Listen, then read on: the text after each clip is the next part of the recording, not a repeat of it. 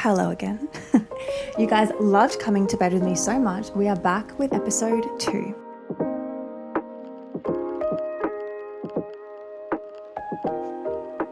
How's the angle?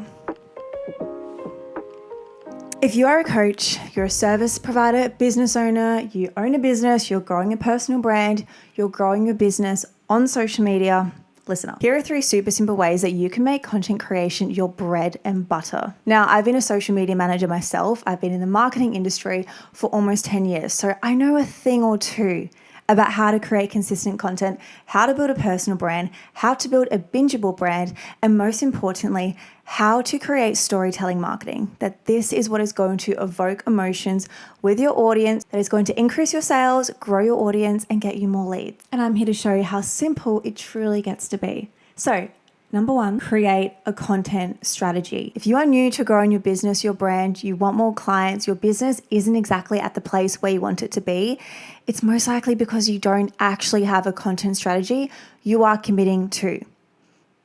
It's all about creating repetition, a structure, and a system that is going to make posting content effortless and also consistent.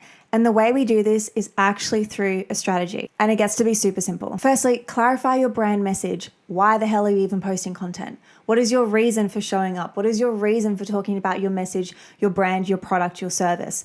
AKA, why should people give a shit about you and your brand? You can ask yourself these questions. Why is somebody following you? What value are you providing? Are you sharing a tasteful story that people can connect to and also see parts of themselves through? Let me know your answers on that, because that is exactly what I help my clients define. All right, let's get comfy, because now we're up to number 2. Define your content pillars. Now, what do I mean by this? We've now created our strategy. We're clear on our brand message, why we are posting to social media, why people should follow us. So now let's get granular. We want to categorize your content into specific pillars. And I don't just mean like lifestyle and educational and entertainment. That is so, I want to say 2023-24 social media management.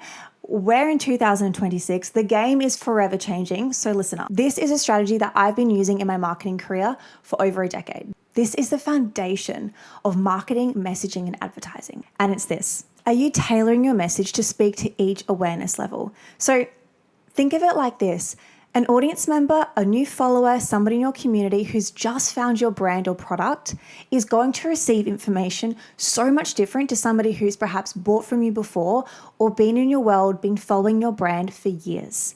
So we want to make sure that we are artfully speaking to each of these awareness level groups. That way, each individual can actually feel seen and heard by your messaging. And you're not just projecting a whole bunch of noise and buy my shit posts that people don't actually care about. So people who are sitting in your top of funnel, these are brand new eyeballs. Think of them as your cold audience. They need a whole lot of cuddling, a whole lot of warming up to get them further down to your funnel. So if you're constantly creating content that says, buy my shit, book my service, book a call with me, and this is people that have no idea who you are, they don't know you from a bar of soap, they're most likely going to get the ick. These people are unfamiliar with you and your brand. How can you bring them into your world? How can you show them those beautiful quirks about yourself? How can you teach them about why they should choose you over the million other competitors that are out there? Now, your middle of funnel audiences. This is where people know a little bit about you, yet still not enough because they haven't actually bought from you yet.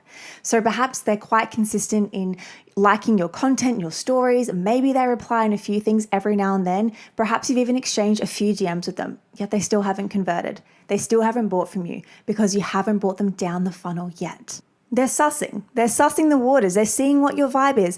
They like you, but they're also not 100% sure if your product or service can actually help them. So how can we actually move those people further down to the bottom? Now, this is where I see a lot of my clients are stuck. They have a lot of people in their audience that are super warm, yet they're still not converting. They're still not getting the sales that they actually know they deserve. So this is where we can incorporate so many different strategies here. I'm talking conversion events. Can we start to show and demonstrate our expertise? Can you do long form content, podcasts? Can you provide insane value in your content? Can you give them a taste on what it's actually like to work with you? Think about when you're getting gelati and you want to taste all the different flavors before you actually commit to the flavor you want. Bear in mind, my go-to is always hazelnut, and I just seem to love to taste every single one, and then I always go back to my default. What's your favorite gelati flavor? People need to know more information. So how can you overgive value, value, and value? Lastly, people who are hanging out in your bottom of funnel, these are hot. These are your hottest audience members. These are current clients. These are past clients. These are what I love to call raving fans. It doesn't matter what you put up. It doesn't matter what piece of content you put up. They are loving, liking, commenting, sharing. They love you. Now, you should actually have so many people hanging out in your bottom of funnel. And if you don't, we need to work together because this is exactly the type of work I do with my clients. And the way to get there is consistency. So scheduling content is my secret. I don't remember the last time I actually posted a piece of content in the moment. Everything I share is batched, including my Instagram stories. I'm rarely posting in the moment because I would much prefer to live in the moment opposed to thinking, oh, this is content. I'm at a cafe. Let me quickly put this up to show the whole world. I would so much rather be locked in on whatever I'm doing, on whoever I'm with, take content, and then know that I can actually digest it and really ensure my message is translated through my content at a later date. Now, think what you like of this, but this strategy has been working wonders for me, not only for growing my brand, also for my mental health when it comes to consuming social media. When I got a question recently from one of my followers, he asked me, how do I maintain such a healthy relationship with social media despite being on it 24/7 for my job? And it kind of glitched me for a moment because I've cultivated such, I believe, is a great relationship with social media and scrolling despite it being my job. I do not spend hours consuming. I always create way before I consume. I rarely post in the moment because I would rather be in the moment than thinking, oh, let me quickly post this to share this with the world. Put yourself first, which is why my secret is scheduling your content. Batch everything. Even on Instagram, you can save stories as a draft. I'm constantly having days and days worth of Instagram stories saved on my drafts. In fact, I posted a bunch of stories this morning. I went to a cafe yesterday with one of my friends and we were working there, and I was in the moment. I did not post it until this morning. And then actually someone in my community replied back to me and said, oh my gosh, I am on the way to that cafe. Can I join you? And then I had to say, actually, this was yesterday. And I think that's kind of hilarious because it shows you don't always need to be showing your audience where you are at that current moment. Have that air of like exclusivity. Have that air of like, oh, where is she now? What is she actually doing? It creates intrigue. Everything I do when it comes to growing my brand and social media is so intentional.